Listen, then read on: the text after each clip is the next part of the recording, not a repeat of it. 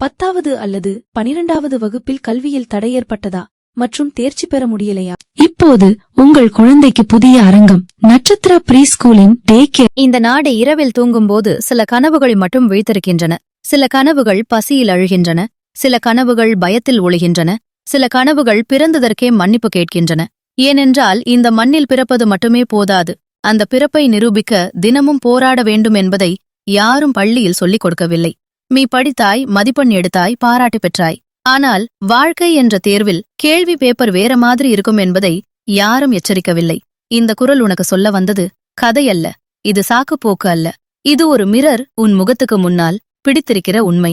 நீ பிறந்த வீடு சிறியது, ஆனால் கனவு பெரிது. அப்பா கண்ணிலிருந்த நம்பிக்கை, அம்மா முகத்திலிருந்த அமைதி, எல்லாம் நீ ஜெயிப்பாய் என்ற நம்பிக்கையில் கட்டப்பட்டவையானால் காலம் உன்னை ஒரு அலுவலக நாற்காலியில் அல்லது ஒரு கடை கவுண்டருக்கு பின்னால் அல்லது ஒரு கனவு இல்லாத வாழ்க்கைக்குள் அடைத்து வைத்தபோது நீ மெதுவாக உன் உள்ளே செத்துக்கொண்டே இருந்தாய். இதுதான் இந்தியா. இங்கே திறமைக்கு முன்னாடி சூழ்நிலை ஓடிவிடும். இங்கே உழைப்புக்கு முன்னாடி உறவுகள் பேசும். இங்கே அறிவுக்கு முன்னாடி அதிர்ஷ்டம் சிரிக்கும். ஆனா அதற்காக கைய கட்டி உட்கார்ந்தால் உன் வாழ்க்கை யாருக்கும் தெரியாத ஒரு ஃபுட்நோட்டாக மாறிவிடும். நீ உன்னையே நம்பவில்லை என்றால் இந்த உலகம் உன்னை பயன்படுத்தி முடித்துவிட்டு தூக்கி வீசிவிடும். இங்கே பணம் கெட்டவன் என்று சொல்வார்கள், ஆனால் பணம் இல்லாமல் நல்லவனாக வாழ முடியுமா என்று யாரும் பேசமாட்டார்கள். இங்கே கனவு காண்பவன் பைத்தியம் என்று சொல்லப்படுவானானால் கனவு இல்லாமல் வாழ்பவன் பாதுகாப்பானவன் என்று போற்றப்படுவான். நீ பாதுகாப்பை தேர்ந்தெடுத்த தினம் உன் சுதந்திரத்தை அடகு வைத்தாய். நீ சின்ன வயசுல கேள்வி கேட்டாய், இப்போ பதில் சொல்ல பயப்படுகிறாய். நீ அப்போ விழுந்து எழுந்தாய், இப்போ விழுந்து விடுவோமோ என்று நடக்கவே பயப்படுகிறாய். இதுதான் உன்னை ஏழையாக்கும் உண்மையான காரணம். பணம் இல்லாதது அல்ல, துணிச்சல் இல்லாதது. நீ புத்திசாலியானால் உன் புத்திசாலித்தனம் உன்னை காப்பாற்றவில்லை. ஏனென்றால் வாழ்க்கை மதிப்பெண் சீட்டால் அளவிடப்படவில்லை. வாழ்க்கை ஆக்ஷனால் மட்டுமே மதிப்பிடப்படுகிறது. நீ இன்னும் சரியான நேரம் வரும்னு காத்திருக்கிறாய், ஆனால் நேரம் யாருக்காகவும் வராது. அது ஓடிக்கொண்டே இருக்கும். நீ ஓடவில்லை என்றால் அது உன்னை மிதித்துக்கொண்டே போகும். இந்த நாட்டில் கோடிக்கணக்கானவர்கள் உன்னைவிட குறைவாக அறிந்தவர்கள், உன்னைவிட குறைவாக யோசிப்பவர்களானால் உன்னைவிட பெரிய வாழ்க்கை வாழ்கிறார்கள். ஏன் தெரியுமா? அவர்கள் தைரியமாக தவறு செய்தார்கள். அவர்கள் பயப்படவில்லை. அவர்கள் பேசினார்கள். அவர்கள் முயற்சி செய்தார்கள். அவர்கள் கேவலமாக விழுந்தார்கள், ஆனால் எழுந்தார்கள். நீ விழாத வாழ்க்கை வாழ்ந்தாய், அதனால் எழும் சக்தி உனக்கு வரவில்லை. நீ இன்னும் மக்கள் என்ன சொல்வார்கள் என்று யோசிக்கிறாய். ஆனால் அவர்கள் உன் வலியை அனுபவிக்க மாட்டார்கள், உன் இஎம்ஐயை கட்ட மாட்டார்கள், உன் கனவை வாழ மாட்டார்கள். ஆனா தீர்ப்பு மட்டும் சொல்லுவார்கள். இந்தியாவில் நடுத்தர வர்க்கம் ஒரு மாயை.